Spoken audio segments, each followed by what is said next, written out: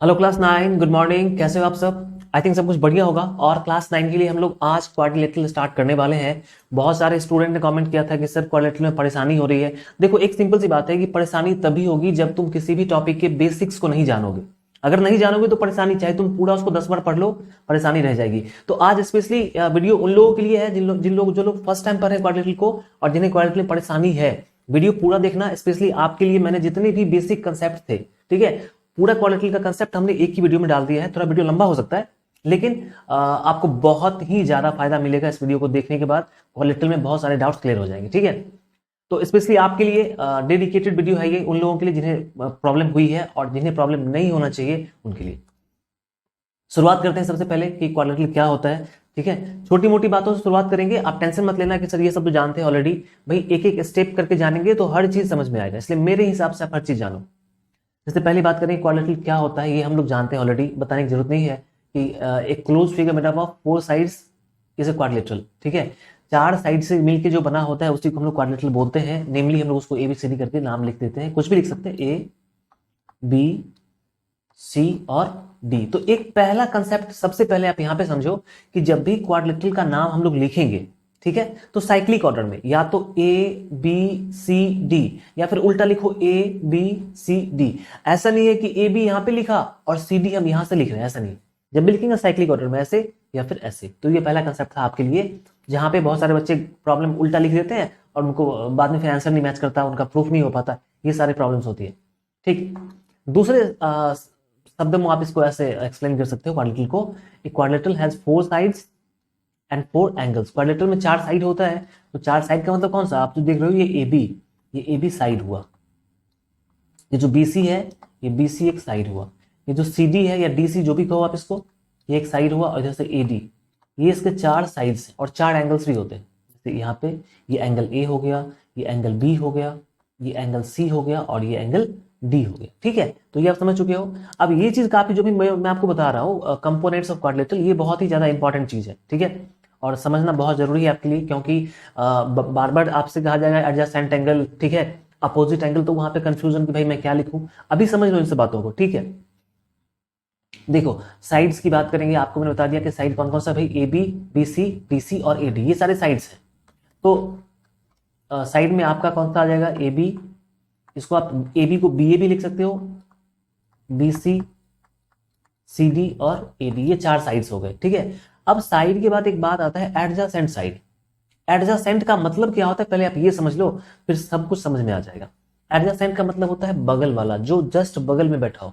जैसे मेरे बगल में कोई बैठा हो या बैठी हो, जो भी, तो कोई बैठा हो तो इधर बैठा होगा या इधर बैठा होगा, ठीक है। तो ये दोनों मेरे बगल में ही तो आ रहे हैं। कोई मेरे बगल में इधर बैठे या फिर इधर बैठे, दोनों तो मेरे बगल में ही है। तो किसी एक साइड का 2 एडजेसेंट साइड होता है, एक इधर वाला और एक इधर वाला। जैसे मैं आपसे बात करूं कि AB का एडजेसेंट साइड क्या होगा, जैसे कि कोई कहता है कि AB का एडजेसेंट साइड कौन कौन सा होगा, तो AB के लेफ्ट साइड में इधर AD है और राइट साइड में BC है, तो दोनों होगा। हम कह देंगे कि भाई इधर जो AD है ये B और जो BC है ये भी AB का एडजेसेंट साइड होगा।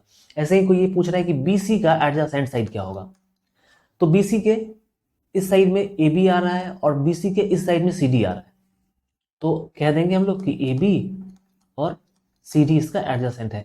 इसी तरीके से जो चारों साइड्स हैं, चारों साइड के एडजेसेंट साइड होते हैं। अब आप समझ चुके हो कि एडजेसेंट मतलब क्या होता है? बगल वाला, जस्ट बगल वाला। अपोजिट साइड क्या होता है? अब देखो, जो सामने सामने आ रहा है वो अपोजिट साइड हुआ। जैसे कि AB साइड है, इसके सीधा सामने कौन सा आ रहा है? DC आ रहा है, तो इसका अपोजिट साइड हुआ। अपोजिट साइड एक ही होता है, बात समझ रहे हो। एडजेसेंट दो होता है, जो इधर बैठा हो इधर बैठा हो, लेकिन अपोजिट जो सामने बैठा हो वही। तो AB का एडजेसेंट, जैसे सॉरी अपोजिट, AB का कोई अपोजिट पूछेगा तो DC हो जाएगा, ठीक। कोई AD का अपोजिट पूछेगा तो AD के अपोजिट में कौन सा है? BC है, BC हो जाएगा, ठीक है। ऐसे ही चारों साइड के अपने अपने अपोजिट साइड होते हैं, मतलब AB का अपोजिट DC, DC का अपोजिट AB। बात समझ में आ रही है। एंगल्स आपको पता है कौन कौन से एंगल होते हैं? भाई एंगल A होता है, 4 एंगल है इसमें, ABC और D। अब एडजेसेंट एंगल क्या होता है? तो जैसे मैंने आपको बताया था एडजेसेंट साइड, वैसे ही एडजेसेंट एंगल, जिस इस एंगल के बगल वाला इधर और बगल वाला इधर, वो एडजेसेंट हो जाए। जैसे ए की बात करनी है तो ए के इस साइड में, ए के जस्ट बगल में कौन है, डी है, और ए के जस्ट बगल में कौन है, बी है। सी बगल में नहीं है, सी तो सामने सामने है, अपोजिट हो गया। ए के जस्ट बगल में डी और जस्ट बगल में बी। तो कोई आपसे कहता है कि एंगल ए का एडजेसेंट एंगल कौन सा होगा, तो हम कहेंगे कि एंगल ए का एडजेसेंट एंगल बी है और एडजेसेंट एंगल डी है। ऐसे ही कोई कहेगा कि एंगल डी का एडजेसेंट कौन सा होगा, तो डी के जस्ट बगल में ए आ रहा है और डी के जस्ट बगल में सी आ रहा है, तो ए और C, angle A and angle C, ये इसका एडजेसेंट होगा। ऐसे ही चारों एंगल्स के एडजेसेंट हो जाते हैं। अपोजिट आपको मैंने ऑलरेडी बता दिया कि अपोजिट बस सामने वाला होता है। तो ए के सामने कौन सा है, ए के सामने सी है, बी के सामने डी है, तो ये दो दो एंगल जो है ना अपोजिट होते हैं। जैसे ए का अपोजिट एंगल सी होगा, ठीक है। ऐसे ही बी का अपोजिट एंगल डी होगा, ठीक है। बात समझ चुके हो आप, ऑलराइट। वर्टिसेस, वर्टिसेस तो आप जानते हो ऑलरेडी कि देखो एंगल, कुछ लोग क्या करते हैं कंफ्यूज हो जाते हैं कि ए एंगल है कि ये वर्टेक्स है। देखो ये ए जो पॉइंट यहां पे मैंने मार्क किया है अभी रेड कलर से, दैट इज वर्टेक्स, और ये जो अंदर से मैंने मार्क किया है ये एंगल है। तो अगर आपको वर्टेक्स लिखना हो तो सीधा ए लिख देंगे, ये वर्टेक्स हो गया। बी वर्टेक्स, सी वर्टेक्स, सी वर्टेक्स, डी वर्टेक्स। लेकिन यहाँ पे एंगल का साइन लगा हुआ है तो ये एंगल है, और यही ए यहाँ पे क्या हो जाएगा, वर्टेक्स हो जाएगा। बात समझ में आ रही है, ठीक। अब बात करते हैं डायगोनल। मैं ड्रॉ कर दूं डायगोनल को। देखो डायगोनल क्या होता है कि अपोजिट वर्टेक्स को मिलाने वाला। जैसे कि ए को अगर मैं सी से मिला देता हूं, ठीक है, तो ये डायगोनल हो गया। अगर मैं डी को बी से मिला देता हूं तो ये क्या हो गया, डायगोनल हो गया। तो अपोजिट वर्टेक्स को मिलाने वाले जो लाइन सेगमेंट होते हैं वो डायगोनल होते हैं। जैसे कि ए सी और बी डी, ए सी और बी डी, एक क्वाड्रिलेटरल में दो ही डायगोनल होता है, ठीक है। यहां तक बात क्लियर है ना, यहां तक कोई दिक्कत नहीं है। चलिए बहुत अच्छी बात है, दिक्कत नहीं है। तो सब्सक्राइब आपने कर लिया होगा तो मैं इसको हटा दो, ठीक है। यही सोच कर हटा रहा हूं कि आपने सब्सक्राइब कर लिया होगा, ठीक है। इसलिए कह रहा हूं क्योंकि क्लास 9 के लिए स्पेशल कंटेंट बनाता हूं मैं। मुझे पता है कि क्लास 9 के स्टूडेंट को कहां पे प्रॉब्लम हो रहा है, क्यों प्रॉब्लम हो रहा है, ठीक है। तो ये जानने के बाद जो मैं कंटेंट डाल रहा हूं, इस कंटेंट से आपका 100% डाउट क्लियर होगा। आगे जितने भी चैप्टर्स हैं सबके कंटेंट आएंगे, और इससे पहले वाले जो भी चैप्टर्स हैं पूरा का पूरा सबका एक्सप्लेनेशन, सबका थ्योरम, सबके सॉल्यूशन, सब कुछ डाला हुआ अपने चैनल पे। सब कुछ आप एंजॉय कर सकते हो, पढ़ सकते हो। चलो यहाँ पे अब हम लोग क्वाड्रिलेटरल का बेसिक्स हम लोग जान चुके हैं। अभी टाइप्स ऑफ क्वाड्रिलेटरल जानेंगे, ठीक है। और बिल्कुल नए अंदाज में, बिल्कुल नए अंदाज में, जो आप फर्स्ट टाइम देख रहे हो। अभी आपने अभी पढ़ा होगा कि भाई क्वाड्रिलेटरल में क्या होता है, रेक्टेंगल, स्क्वायर, रोम्बस, ये सब वो सब होता है। बेसिकली जो हम लोग जो क्वाड्रिलेटरल को 3 टाइप में डिवाइड करते हैं हम लोग, ठीक है। जितने भी क्वाड्रिलेटरल होते हैं उसको 3 टाइप में डिवाइड करते हैं। पहला टाइप हो जाएगा, इसको हम लोग पैरेललोग्राम कहेंगे। दूसरा टाइप हो जाएगा ट्रेपीजियम, और तीसरा टाइप हो जाएगा काइट। बेसिकली 3 पार्ट्स में डिवाइड करते हैं, ग्रुप में, 3 ग्रुप में। सारे क्वाड्रिलेटरल्स को 3 ग्रुप में, एक पैरेललोग्राम वाला ग्रुप, एक ट्रेपीजियम वाला ग्रुप और एक काइट वाला ग्रुप। अब जो आप पढ़ते हो रेक्टेंगल, स्क्वायर और रोम्बस, ये कुछ और नहीं है, ये टाइप ऑफ पैरेललोग्राम। आप जो पढ़ते हो रेक्टेंगल, स्क्वायर, रोम्बस, ये सब कुछ नया चीज नहीं है, ये पैरेललोग्राम के ही टाइप्स है, टाइप ऑफ पैरेललोग्राम है। तो फिर फर्दर हमने क्या किया कि 3 टाइप में डिवाइड किया। अब इन पैरेललोग्राम को फिर मैंने 3 टाइप में डिवाइड कर दिया। मैंने कहा कि भाई ये भी 3 तरह का होता है, A B C, rectangle, square and rhombus, ठीक है। ट्रेपीजियम 2 तरह का हो जाएगा, एक ट्रेपीजियम और एक आइसोस्केलेस ट्रेपीजियम, और काइट एक ही तरह का होता है, ठीक है। तो ये आपने कैटेगराइजेशन पढ़ लिया, बहुत आसान था। इसको लिख लेना, छोटा सा नोट्स लिखा हुआ है, आप यहाँ पे समझ लो, जिसको हम लोग आगे यूज करने वाले हैं। और सबके रेक्टेंगल, स्क्वायर सबके लिए पर्टिकुलरली हम लोग पढ़ेंगे अभी just. All rectangles are parallelogram, बिल्कुल, क्योंकि रेक्टेंगल पैरेललोग्राम का ही टाइप है, स्क्वायर पैरेललोग्राम का ही टाइप है, रोम्बस पैरेललोग्राम का ही टाइप है। तो रेक्टेंगल, स्क्वायर और रोम्बस ये सारे पैरेललोग्राम ही होते हैं, ठीक है। अब देखो स्क्वायर, रेक्टेंगल और रोम्बस जो है ना, क्योंकि एक्चुअली ये पैरेललोग्राम के फैमिली के मेंबर है। इस रेक्टेंगल, स्क्वायर और रोम्बस क्या है, पैरेललोग्राम के फैमिली का मेंबर है। तो पैरेललोग्राम का जितना भी प्रॉपर्टी होगा वो सारा प्रॉपर्टी ये भी फुलफिल करेगा, ये भी फुलफिल करेगा, ये भी फुलफिल करेगा, ठीक है। जो भी प्रॉपर्टी पैरेललोग्राम में होगा वो प्रॉपर्टी इन सब में होगा। इसके अलावा इनका अपना अपना प्रॉपर्टी भी होता है, इनका अपना अपना प्रॉपर्टी होगा, लेकिन जो पैरेललोग्राम का प्रॉपर्टी है वो प्रॉपर्टी इन सब का होगा, ठीक है। चलिए अब शुरू करते हैं। अब बेसिकली एक एक को हम लोग डिफाइन करेंगे और उसके बारे में सारी बातों को समझेंगे, और बहुत ही अच्छे तरीके से आप समझ जाओगे, अभी टेंशन नहीं करना है। वेरियस टाइप्स ऑफ क्वाड्रिलेटरल में पहले हम लोग पढ़ने वाले हैं पैरेललोग्राम क्या होता है भाई, ठीक है। सिंपल सा डिफिनेशन है, देखो ये बेसिक, ये जो डिफिनेशन है ना ये बाय डिफॉल्ट है। बाय डिफॉल्ट मतलब क्या हुआ कि ये बेसिक प्रॉपर्टी है पैरेललोग्राम का। पैरेललोग्राम में बहुत सारे प्रॉपर्टीज होते हैं, तो ये जो प्रॉपर्टी लिखा हुआ है ये एडिशनल प्रॉपर्टी है। कैसा प्रॉपर्टी है? एडिशनल। और ये जो प्रॉपर्टीज है, ये प्रॉपर्टी जो लिखा हुआ है, अभी मैं पढ़ के एक्सप्लेन कर रहा हूं, ये इसका बेसिक प्रॉपर्टी है। तो इन बातों में कंफ्यूज नहीं करना। अगर कोई मुझसे पूछे कि पैरेललोग्राम में क्या प्रॉपर्टी होता है, तो सबसे पहला प्रॉपर्टी हम यही बोलेंगे, ये इसका एडिशनल प्रॉपर्टी है। तो क्या प्रॉपर्टी है, कैसे हम कहेंगे कि पैरेललोग्राम होगा? देखो, a quadrilateral in which both pair of opposite sides are parallel, ठीक है, is called a parallelogram written as, ये ठीक ठीक मैं समझा देता हूं। जैसे देखो यहाँ पे P Q R S, P Q R S, ये एक क्वाड्रिलेटरल था। हमने क्या नोटिस किया कि इसके जो अपोजिट साइड्स हैं, अपोजिट साइड्स यहाँ पे जैसे कि जो पी क्यू है और एस आर है, ये अपोजिट साइड है, पी क्यू और एस अपोजिट साइड। फिर मैंने क्या नोटिस किया कि जो पी एस है, पी एस और क्यू आर ये अपोजिट साइड है। तो मैंने नोटिस क्या किया कि अपोजिट साइड पैरेलल है, ठीक है, ये साइन ऑफ, ये पैरेलल का साइन है। तो जिस किसी भी क्वाड्रिलेटरल का अपोजिट साइड पैरेलल हो जाए, क्या हो जाए? पैरेलल, तो वो बन जाएगा पैरेललोग्राम। एडिशनल कोई प्रॉपर्टी हम नहीं बोलेंगे, अभी सिर्फ बेसिक प्रॉपर्टी में यही बोलेंगे कि अपोजिट साइड पैरेलल है तो ये पैरेललोग्राम है। That's it. बात क्लियर है? समझ गए हो? अब जो ऑल इनके बाकी जो प्रॉपर्टीज है उसके बारे में जानो। अपोजिट साइड्स आर इक्वल, इनके अपोजिट साइड बराबर भी होते हैं। जैसे पीएस तो एसआर के पैरेलल था। अच्छा, पैरेललोग्राम को इतना लंबा लिखने की जरूरत नहीं है, हम सिंपल पैरेलल का साइन लगा के और जीएम लिख देंगे, ठीक है, बस ये पैरेललोग्राम हो जाएगा। बात क्लियर है ना? ठीक। अपोजिट साइड इक्वल भी होता है, तो इक्वल कहने का मतलब क्या हुआ कि पीएस और क्यूआर अपोजिट साइड है, तो पीएस जो है ये क्यूआर के बराबर होगा, और पीएस और पीएस ना, ठीक ठीक, पीएस क्यूआर और पी क्यू और एसआर पैरेलल है, पी क्यू और एसआर पैरेलल है, तो पी क्यू और एसआर बराबर भी होगा, क्योंकि अपोजिट साइड इसके बराबर भी होते हैं और पैरेलल भी होते हैं। तो ये एक एडिशनल प्रॉपर्टी हो गया। अपोजिट एंगल्स आर इक्वल, इनके जो अपोजिट एंगल्स होते हैं वो बराबर होते हैं। कहने का मतलब कि ये एंगल इसके बराबर होगा, और ये एंगल इसका अपोजिट कौन सा बन रहा है? यहां बन रहा है, तो ये इसके बराबर होगा। कहने का मतलब ये हुआ कि जो एंगल P है वो एंगल R के बराबर होगा, और जो एंगल S है वो Q के बराबर होगा। एंगल S एंगल Q के बराबर होगा। बात क्लियर है ना? समझ पा रहे हो?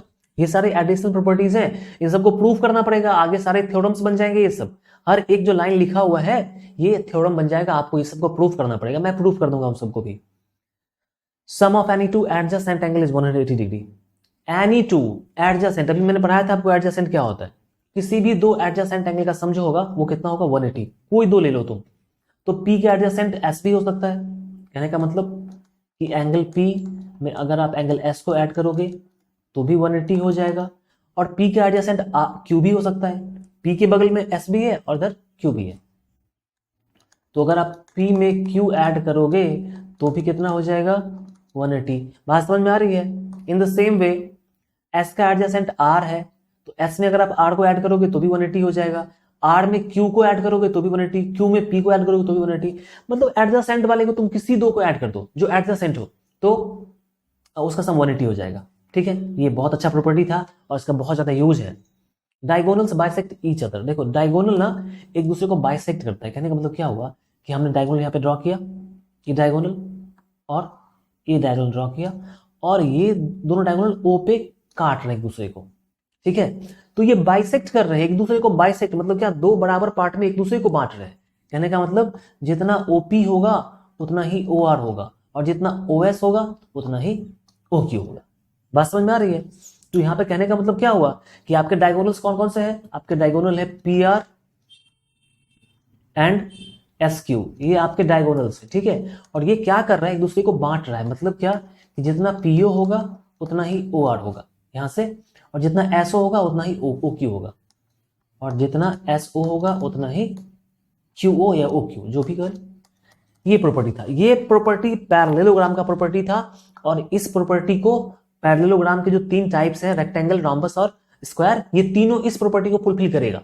इसके अलावा उनका अपना प्रॉपर्टी भी होगा। देखते हैं आगे। सेकेंड टाइप ऑफ क्वाड्रिलेटरल में रेक्टेंगल की बात करते हैं। रेक्टेंगल क्या है? पैरेललोग्राम है। तो इसको डिफाइन कैसे करेंगे हम लोग? A parallelogram one of whose angles is 90 degree is called a rectangle. ठीक है, क्या कह रहे हैं हम लोग, क्या कह रहे हैं, कैसे डिफाइन कर रहे हैं? ए पैरेललोग्राम, रेक्टेंगल को क्या कह रहे हैं? A parallelogram. रेक्टेंगल क्या है? पैरेललोग्राम है जिसका एक एंगल 90 डिग्री हो जाए। ये इसका बेसिक प्रॉपर्टी है। बेसिक बेसिक जैसे तुमसे कोई तुम्हारा नाम पूछता है, आपका नाम क्या है? तो मेरा नाम है उज्जवल झा, तो ये मेरा बेसिक प्रॉपर्टी हुआ। अब मैं अपने फैमिली के बारे में बताऊंगा, वो मेरा एडिशनल प्रॉपर्टी होगा।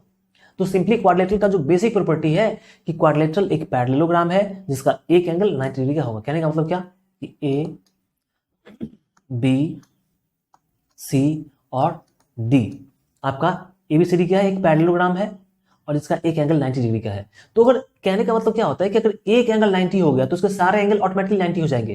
क्योंकि अभी मैंने आपको क्या पढ़ाया था कि भाई ये क्या है? ये पैरेललोग्राम है, तो पैरेललोग्राम के अपोजिट एंगल बराबर होते हैं। तो ये 90 है तो ये भी 90 हो जाएगा। बात समझ में आ रही है? सॉरी, इधर ऐसे बना देना, ये 90 है तो ये भी 90 हो जाएगा। ठीक, और मैंने आपको बताया था कि एडजेसेंट का सम भी 90 होता है। तो एंगल ए में अगर डी को ऐड किया जाए तो 180 होगा। तो ये 90 है तो ये भी तो 90 ही होगा। और फिर ये 90 तो उसका अपोजिट ही है 90। तो आपने देखा कि कैसे ये पैरेललोग्राम के बेसिक प्रॉपर्टी को फुलफिल करके सारे एंगल्स को 90 हमने प्रूव कर दिया। समझ में आ रही बात? ये बात आप समझ पा रहे हो? ठीक, इसमें क्या होता है भाई, इसके अपोजिट साइड पैरेलल होंगे ही, क्योंकि ये पैरेललोग्राम है तो इसका अपोजिट साइड पैरेलल होगा, इसका अपोजिट साइड बराबर भी होगा, इसके डायगोनल बाइसेक्ट भी करेंगे।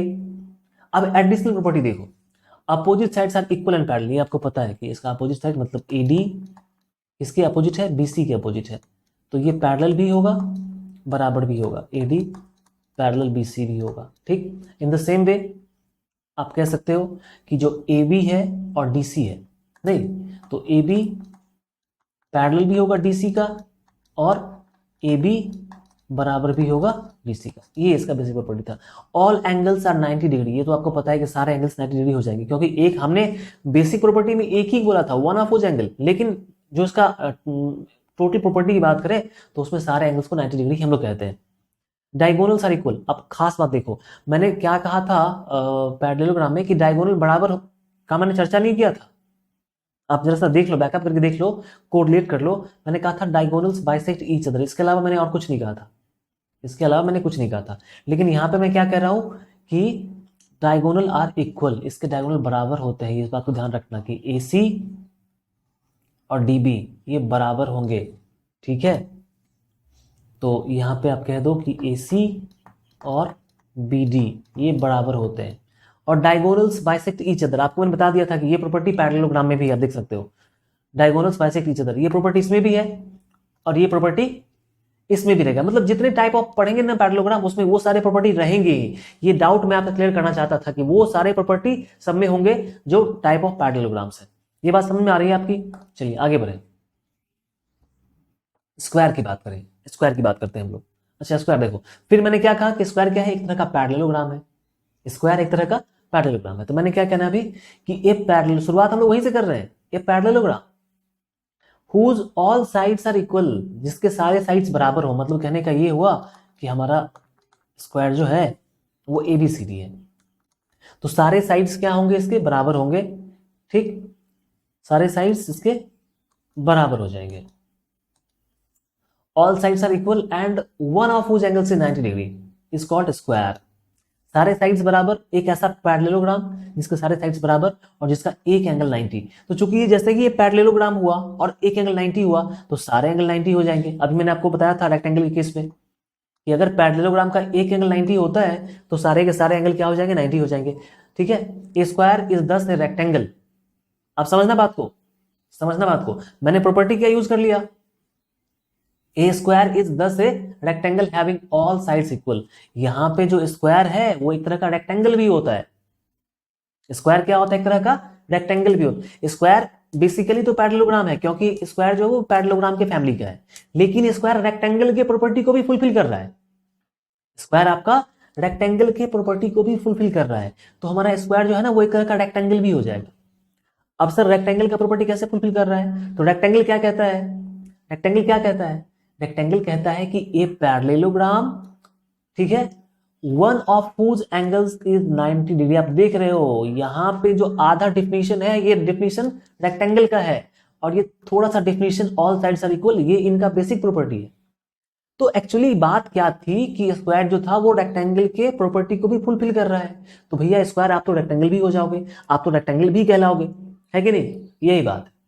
तो स्क्वायर पैरेललोग्राम भी होता है और स्क्वायर रेक्टेंगल भी होता है, क्योंकि रेक्टेंगल का प्रॉपर्टी फुलफिल करता है, क्योंकि रेक्टेंगल कहता है कि एक एंगल पैरेललोग्राम का 90 हो गया तो वो रेक्टेंगल हो गया, तो इसका भी तो एक एंगल 90 है तो ये भी रेक्टेंगल हो गया, तो स्क्वायर इज ऑल्सो रेक्टेंगल।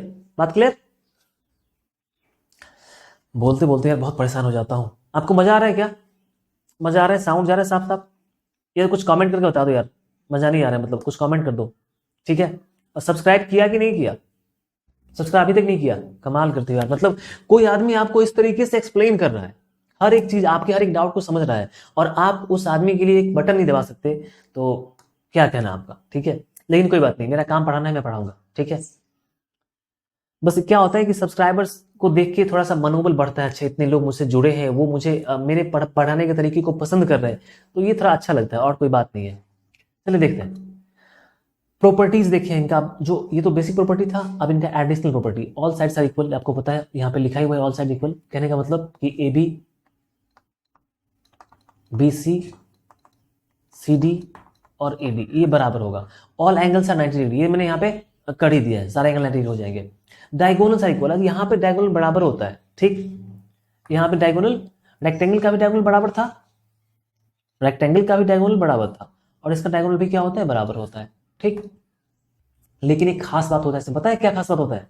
देखो इसके डायगोनल बराबर होते हैं, कहने का मतलब ये कि AC जो है वो BD के बराबर होगा, और एक बहुत खास बात है, बहुत खास बात, कि इसका डायगोनल 90 डिग्री पे बाइसेक्ट भी करता है। रेक्टेंगल का डायगोनल 90 बाइसेक्ट नहीं करता था, रेक्टेंगल का डायगोनल 90 पे बाइसेक्ट नहीं कर रहा है, ये कोई खास एंगल बन रहा है, अलग तरह का एंगल बन रहा है। लेकिन स्क्वायर का जो डायगोनल है, ठीक है, ये 90 पे बाइसेक्ट करता है, यहाँ पे एंगल 90 बनेगा, यहाँ भी एंगल 90 बनेगा, ठीक है, यहाँ भी एंगल 90 बनेगा, और यहाँ भी एंगल 90 बनेगा, ये बहुत खास, यहाँ पे हम लोग ओ लिख देते हैं, तो क्या कैसे लिखेंगे, आप समझ पा रहे हो, यहाँ पे समझ पा रहे हो कि सारे एंगल्स 90 के हो जाएंगे, ठीक। Diagonals bisect the vertex angle, ये बहुत अच्छा प्रॉपर्टी है, बहुत ही बेहतरीन प्रॉपर्टी है ये। यहाँ पे आपको रेक्टेंगल में ये देखने को नहीं मिल रहा था, लेकिन यहाँ पे आपको देखने को मिलेगा कि डायगोनल हम कैसे ड्रॉ करते हैं, डायगोनल दो वर्टेक्स को मैच करते हैं, डायगोनल कैसे हम लोग ड्रॉ करते हैं, दो वर्टेक्स को, ए और सी को हमने मैच किया है, तो ए पे तो एंगल बन रहा है, ये जो वर्टेक्स है वहां पे तो एंगल बन रहा है, तो ये स्क्वायर का डायगोनल क्या करता है कि वर्टेक्स वाले एंगल को बाइसेक्ट करता है, मतलब जितना एंगल ये होगा उतना ही एंगल ये होगा, बराबर होगा। तो अगर यहाँ पे 90 का एंगल बन रहा है तो यहाँ पे 45 का एंगल बनेगा, यहाँ पे 45 का, ये बात क्लियर है, एकदम सर्टेन है कि बाइसेक्ट करेगा ही। फिर यहाँ भी 45 का एंगल बनेगा, यहाँ भी 40 इन द सेम वे यहाँ भी बनेगा और यहाँ भी बनेगा। तो ये बहुत ही अच्छा प्रॉपर्टी था कि डायगोनल्स जो होते हैं स्क्वायर के वो वर्टेक्स वाले एंगल को बाइसेक्ट करते हैं, ठीक है, समझ में आ रही बात। ये रेक्टेंगल में नहीं होता है, ये चीज पैरेललोग्राम में नहीं होता है, ये भी रेक्टेंगल में नहीं होता है और पैरेललोग्राम में नहीं होता है, ये इनका अपना खास प्रॉपर्टी है जो इनको दहेज में मिला है, ठीक। रॉम्बस, रॉम्बस, ठीक है, रॉम्बस मैंने क्या बताया था कि रॉम्बस एक तरह का पैरेललोग्राम है, तो हम डिफाइन जब भी करेंगे तो शुरुआत वहीं से करेंगे, a parallelogram having all sides equal, having all sides equal, सारे साइड्स इसके बराबर हो जाए, ठीक है, वो क्या हो जाएगा, वो रॉम्बस हो जाएगा, ठीक है। अभी मैंने क्या कहा था कि सारा साइड इसका बराबर होगा, वो क्या होगा, स्क्वायर भी होगा, देखो whose all sides are equal, ठीक है। लेकिन एक बात था कि यहाँ पे एंगल भी 90 खोज रहा था, स्क्वायर क्या कर रहा है कि सारा साइड तो बराबर होना चाहिए लेकिन एंगल भी होना चाहिए 90 का, लेकिन रॉम्बस क्या कहा कि यार एंगल को हटाओ, मारो गोली एंगल को, मेरे को क्या चाहिए, सिर्फ ऑल साइड्स इक्वल चाहिए, मेरे को एंगल नहीं चाहिए बराबर। तो ए बी सी डी, बात समझ में आ रही है। तो अभी मैं एक बात कह सकता हूं कि भाई हमारा जो रॉम्बस होता, सॉरी जो हमारा स्क्वायर है ना वो एक तरह का रॉम्बस भी है, हमारा स्क्वायर एक तरह का रॉम्बस है। तुम कहोगे कैसे सर, मजाक करते हो आप, कुछ ही बोल देते हो, स्क्वायर रॉम्बस कैसे हो जाएगा? मेरे भाई रॉम्बस क्या कहता है कि मेरा सारा साइड बराबर हो, और स्क्वायर क्या कहता है कि मेरा सारा साइड बराबर हो। भाई तो हुआ ना, हुआ ना, स्क्वायर भी कहते हैं कि मेरा सारा साइड बराबर हो, और रॉम्बस भी कहते हैं कि मेरा सारा साइड बराबर हो, तो रॉम्बस तो स्क्वायर ही हुआ। तो rhombus is sorry square is also a rhombus, square is also a rhombus, square भी एक रॉम्बस। मैं यहां पर लिख देता हूं, square is also a rhombus, square एक रॉम्बस भी होता है। ठीक है, आप समझो। आप ये कह रहा है कि मेरा सारा साइड बराबर हो, कहने का मतलब क्या कि A B, B C, C D और ए डी मेरा सारा साइड बराबर होना चाहिए। ठीक है भाई, आपका सारा साइड बराबर हो जाएगा।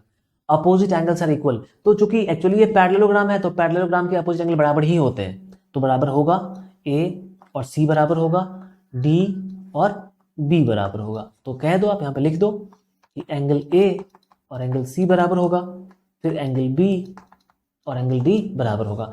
सम ऑफ एडजेसेंट एंगल्स इज 180। भाई ये तो पैरेललोग्राम में भी होता है कि किसी दो को ऐड करने पे 180 होता है, ये तो रॉम्बस में भी हो रहा है, तो कौन सी बड़ी बात है? कोई बड़ी बात नहीं है, क्योंकि मैंने पहले लिख दिया कि ये पैरेललोग्राम है।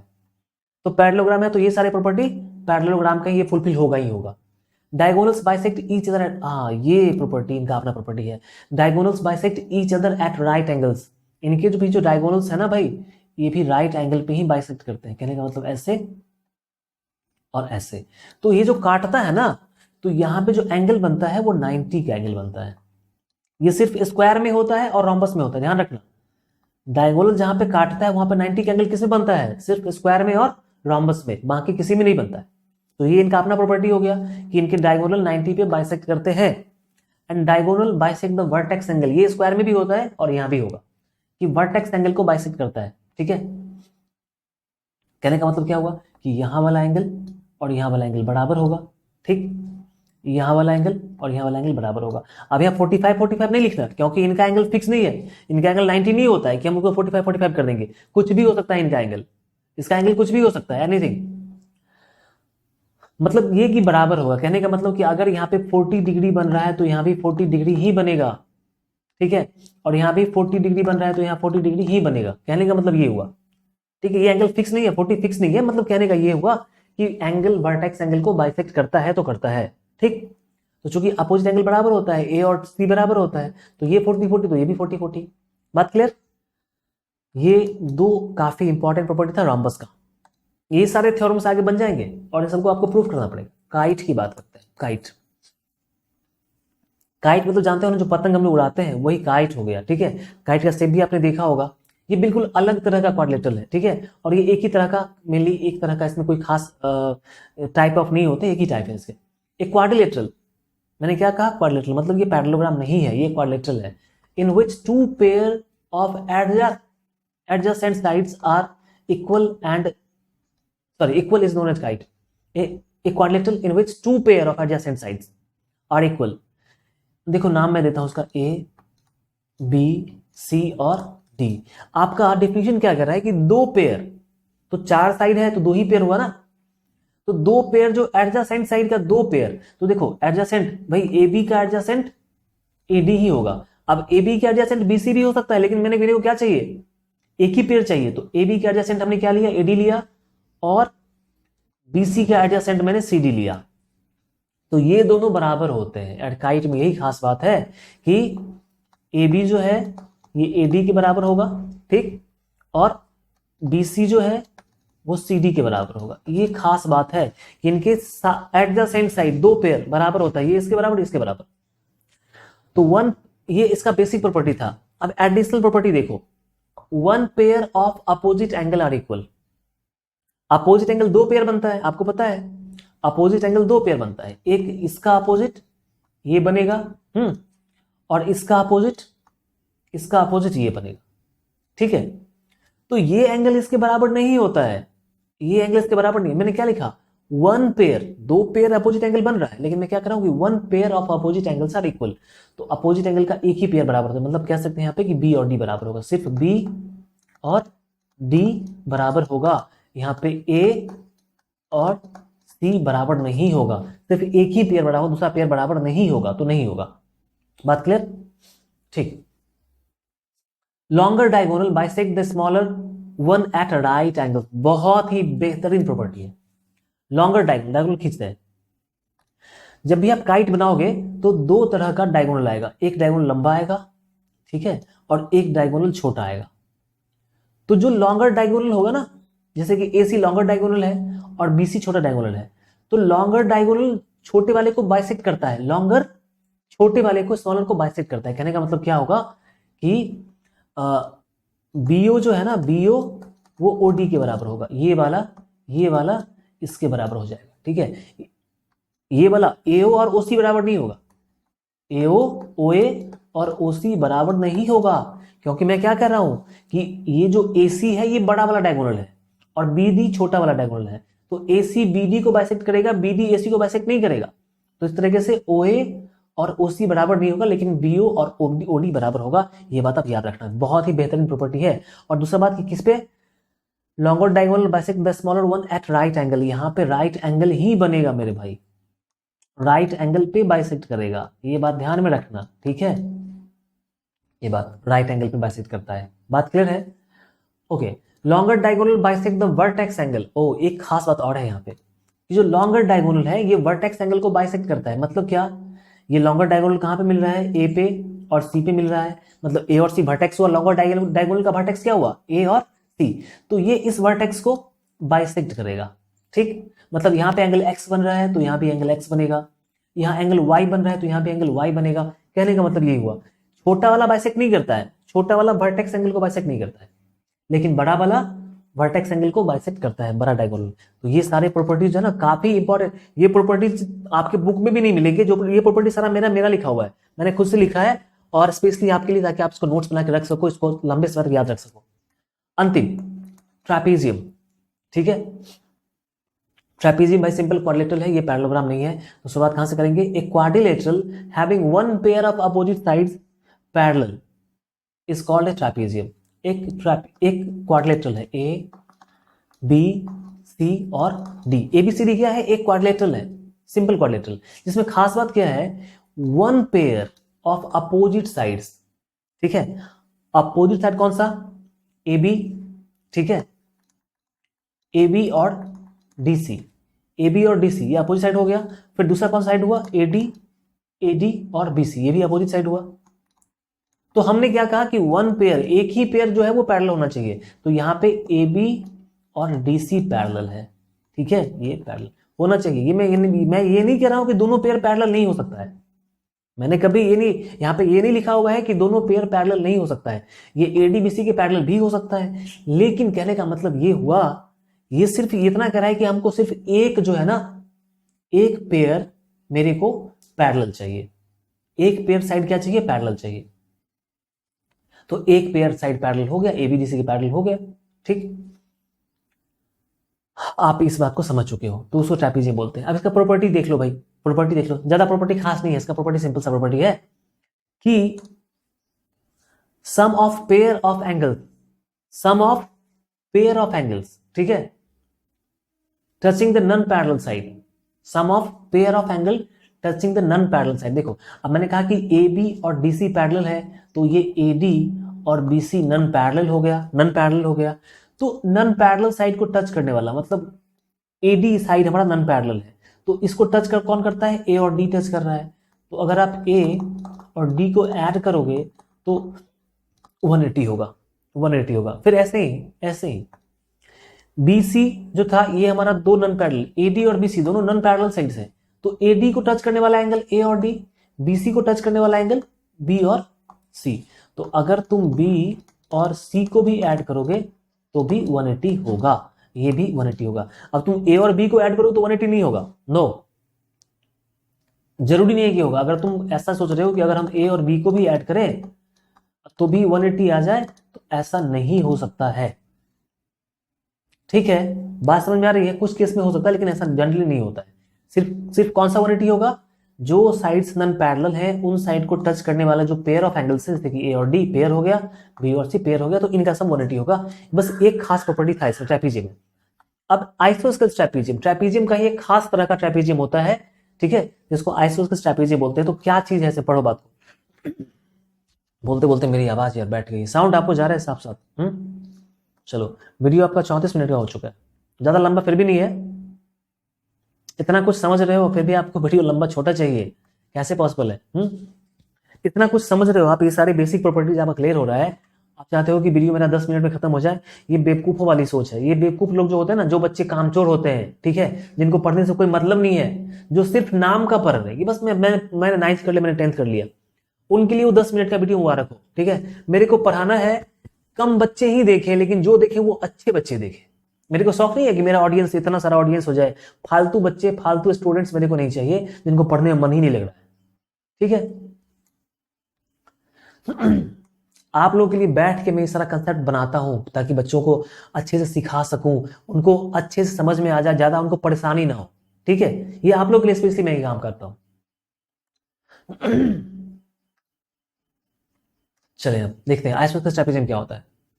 If the two non parallel sides of a trapezium are equal, मैंने क्या, अभी ट्रेपेजियम था, ये ट्रेपेजियम है, तो ट्रेपेजियम है तो एक बात पता होगा कि वन पेयर, जैसे यहाँ पे नाम देता हूं मैं ए बी सी और डी, तो चूंकि ये ट्रेपेजियम है तो आपको पता है कि इसका एक पेयर जो पैरेलल साइड है वो होगा ही, मतलब ये पता है आपको कि ए बी और डी सी पैरेलल हो। चूंकि ट्रेपेजियम है तो ट्रेपेजियम का प्रॉपर्टी होता है कि one pair of opposite sides are parallel, तो मैंने ए बी को डी सी के पैरेलल कर दिया, इसमें कोई दिक्कत नहीं, मैंने पैरेलल कर दिया तो कर दिया। एडिशनल, अब ये आइसोस्केल्स क्यों हुआ, आपको पता होगा आइसोस्केल्स ट्रायंगल में, आइसोस्केल्स ट्रायंगल दो साइड बराबर होता है, तो आइसोस्केल ट्रेपेजियम है तो यहां भी दो साइड को बराबर करना पड़ेगा। तो if two non parallel sides of a trapezium are equal then it is called a आइसोस्केल ट्रेपेजियम। अब देखो एडी और बीसी नॉन पैरेलल साइड है, एडी और बीसी ये कैसा साइड है, ये नॉन पैरेलल साइड है, तो ये नॉन पैरेलल साइड तो है लेकिन ये बराबर होना चाहिए, लेकिन क्या होना चाहिए, एडी बीसी के बराबर होना चाहिए, मतलब एक पेयर जो है वो पैरेलल साइड हो जाए और दूसरा पेयर साइड बराबर हो जाए तो वो आइसोस्केल हो जाएगा। बात समझ में आई, एक पेयर जो पैरेलल है वो रह जाए और दूसरा जो नॉन पैरेलल है वो बराबर हो जाए, मतलब जितना ये हो उतना ही ये हो जाए, तो ये बन जाएगा आइसोस्केल ट्रेपेजियम। अब जैसे ही आइसोस्केल ट्रेपेजियम बना तो इसके बहुत सारी प्रॉपर्टीज हो जाएंगे। Sum of pair of angles touching the non parallel side is 180, ये तो पता ही आपको जस्ट बताया था कि नॉन पैरेलल साइड को टच करने वाले जो एंगल्स होते हैं उनका सम 180 होता है। कहने का मतलब एंगल ए और डी को ऐड करेंगे तो 180 होगा। यहां पे हम लोग एंगल बी और एंगल सी को ऐड करेंगे तो 180 होगा। ठीक, ये हो गया, ए और डी को ऐड किया तो 180, बी और सी को ऐड किया तो 180। एक खास दूसरा खास बात देख, दूसरा खास बात, pair of angles touching parallel sides are equal, pair of angles touching the parallel sides, parallel side को टच करने वाले जो एंगल्स होते हैं, देखो ए बी और डीसी पैरेलल साइड है, तो ए बी को कौन सा एंगल टच कर रहा है, ए बी को एंगल टच कर रहा है ए और बी, तो एंगल ए और एंगल बी बराबर होता है। ऐसे ही डीसी हमारा जो था ये भी पैरेलल साइड है ना, ए बी डीसी दोनों पैरेलल साइड है, तो डीसी को कौन टच कर रहा है, डीसी को टच कर रहा है एंगल डी और एंगल सी, डीसी को एंगल डी और सी टच कर रहा है, तो सॉरी बराबर, ये भी बराबर होगा, एंगल डी और एंगल सी बराबर होगा। बात समझ में आ रही है, मजा आ रहा ना पढ़ के। डायगोनल सारे इक्वल, इनके डायगोनल बराबर होते हैं भाई, इसका डायगोनल बीडी और इसका डायगोनल एसी ये बराबर होता है। ठीक है, मतलब कि जो ए सी है डायगोनल और जो बी डी है डायगोनल ये बराबर होगा, एकदम बराबर होगा। सम ऑफ अपोजिट एंगल्स आर 180, खास प्रॉपर्टी है, बहुत सारे खास प्रॉपर्टीज है। अपोजिट एंगल सम 180 मतलब क्या, ए का अपोजिट सी, तो अगर आप एंगल ए में सी को ऐड करोगे तो तुमको 180 मिलेगा। In the same way B में डी को ऐड करोगे, बी में डी को ऐड करोगे तो भी 180 मिलेगा। तो प्रॉपर्टी देख पा रहे हो, हाँ, अपोजिट एंगल का सम भी 180, और नॉन पैरेलल साइड को छूने वाले जो एंगल है उनका सम भी 180। कमाल का प्रॉपर्टी है ना इसमें, बहुत ही स्पेशल टाइप ऑफ ट्रेपेजियम है ये, और बहुत ही अच्छा क्वाड्रिलेटरल भी है। जो नॉन पैरेलल साइड है, जैसे कि ए डी और बी सी नॉन पैरेलल था, तो ए डी को टच करने वाला ए और डी इसका सम भी 180, और बी प्लस सी का सम भी 180, और यहां पे कह रहा है कि अपोजिट साइड एंगल का सम भी 180, तो अपोजिट में ए और सी आता है, ए और सी का सम भी 180, बी और डी का सम भी 180। ये सारे प्रॉपर्टीज आपके खत्म हो चुके हैं। इसके आगे अब मैं देखता हूँ क्या है, नहीं अब थ्योरम्स है, तो वो थ्योरम्स के लिए अलग से हमारे पास में वीडियोज होंगे, और स्पेशली हम लोग थ्योरम को बहुत ही अच्छी तरीके से, मतलब क्वाड्रिलेटरल आपको 7 जन्म तक याद रहेगा अगर आपने पूरा का पूरा क्वाड्रिलेटरल मेरे चैनल पे देख लिया। ठीक है, तो once more I am telling you कि भाई अच्छा लगा हो तो सब्सक्राइब जरूर करना, और सब्सक्राइब करने से काम नहीं चलेगा, कम से कम अपने स्टूडेंट वाले जो आपके फ्रेंड्स वाले ग्रुप्स हैं उनमें शेयर करो। ये कंसेप्ट सब तक पहुंचना चाहिए। ये कंसेप्ट बुक में लिखा नहीं है, स्पेशली मैंने क्या कहा कि बैठ के समय निकाल के आपके लिए मैं कंसेप्ट लिखता हूं, ताकि ये कंसेप्ट मैं आपको बता सकूं। आपको भी सीखने का हक है। मैथमेटिक्स सबके लिए आसान बनाना मेरा काम है, मैंने सोच लिया और मैं काम कर रहा हूं। बस थोड़ा मदद आपको ये करना है कि इन सारे वीडियोज को उन लोगों तक पहुंचाना है जिनको ये डिफिकल्ट लग रहा है। ठीक है, तो आई होप ये काम आप जरूर करेंगे।